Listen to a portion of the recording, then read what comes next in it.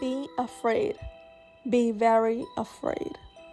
Because we have 7 spooky ghost stories for you tonight. So lay back and enjoy.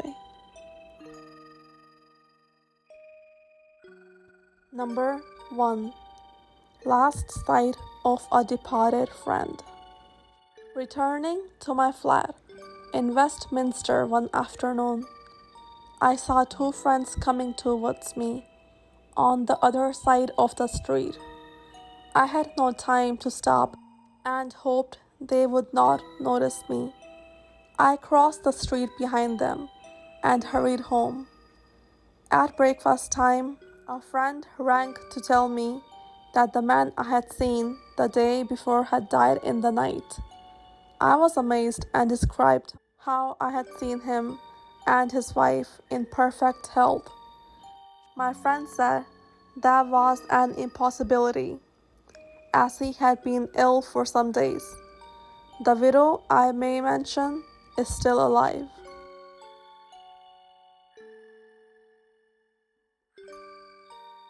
Number 2. The Disappearing Woman.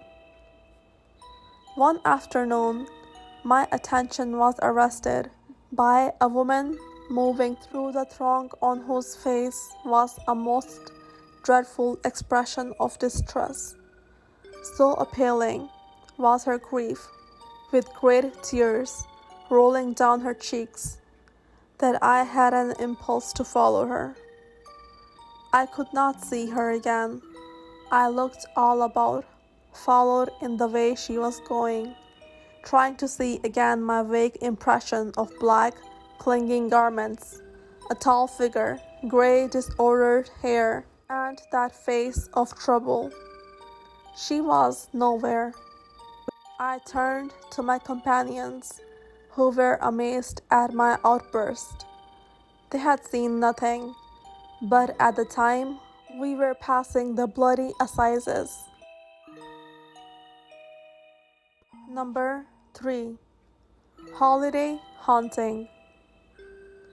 In the year 1885, when I was a schoolboy, we went for our summer holiday to a furnished house between Ventnor and Bonchurch on the Isle of Wight. Saint Boniface's house was modest, possessing one of the most charming small gardens I ever saw. Ghosts soon declared themselves. The manifestations were pronounced and various. My sisters were visited in the night by a figure walking in their room, and when it came between their beds, they fled shrieking. A figure passed the housemaids in the corridor. Cold hands were laid on hands, lying outside the counterpane. Bells rang without being pulled. The village priest came with book and holy water. The spirits were laid and we slept in peace. Now I have read in Mrs. Sterling's The Diaries of Dummer, 1934, an account of similar manifestations at the same house in 1851. The old house has been pulled down, but I hope its garden still shelters the poor houseless shades that wander by night. Number 4. The Lost Village.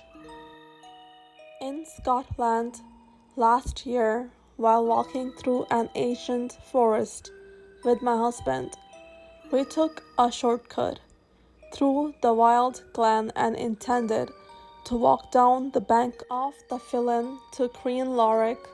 We came to an open space, flat and treeless and full of sun haze. As we entered, my husband remarked, "I don't like this place. It's too old and dead." I was about to reply that I felt it only peaceful, but I suddenly had the sensation of depression almost amounting to hopelessness. What I saw was more of a feeling, as if all about me was snow under a leaden sky, and behind me there were people, and their eyes were without hope. My husband saw that I was oddly frightened, and so we left for Green Lorrick. We told them at the hotel that we had felt spooky at one place in the forest. The late Mr. Alistair Stewart said, "Oh, yes, that would be where a whole village was lost in the snow, and they all starved to death." We are both Celtic, but neither of us is in the least psychic. One thing I do know is that even if I were chased by Hitler and his grisly gang, I would not enter the forest again.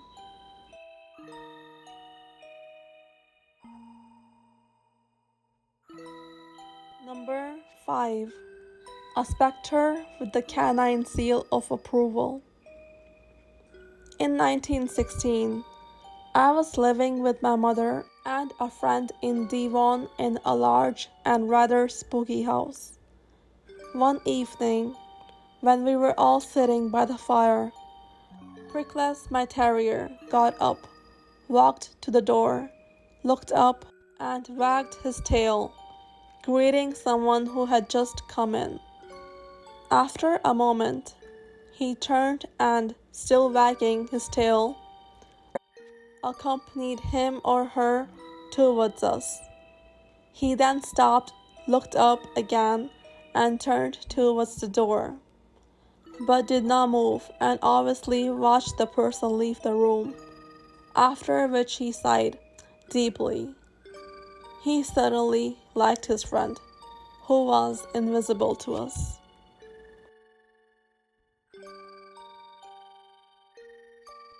Number 6. When a ghost becomes a horse whisperer.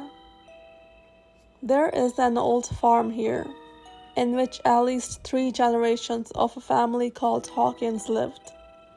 The recent owner told me she and her children often smelled tobacco smoke in the house, and none of them ever smoked. She owned a beloved mare in foal. When the foal was due, there were complications. Very worried, she went to the stable to be with her. There she smelled old Hawkins' smoke, and felt his presence comforting her and calming the mare. I discovered through my gardener, one of the Hawkinses, who was brought up in the house, that all the family were devoted to animals, and they all smoked pipes. The owner of the house knew nothing of the family except their name.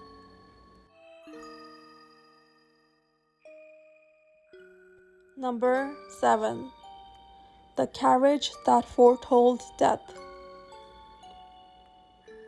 Heard of the death of the Marquis of Hastings yesterday in London. He was only 26 years old. A curious thing happened in connection with his death.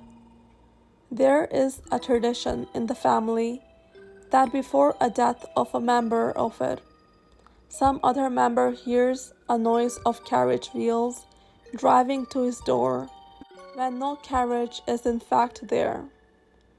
This actually happened at the castle, Cardiff, when Lord Bute was down here lately, and he even went to the door to see if a carriage was there. It was remarked at the time, Lord Bute being a Hastings, on the mother's side. My grandfather was Lord Bute's cousin and knew him well.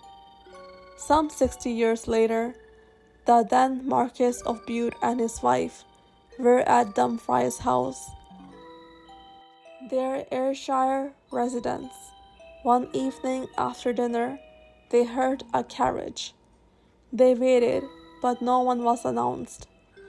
The next day, news came that a member of the Hastings family died.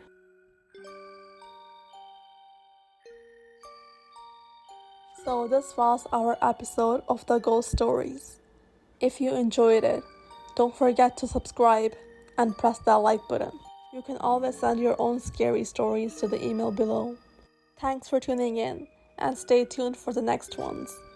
So be wary and take care, because something wicked is always on its way.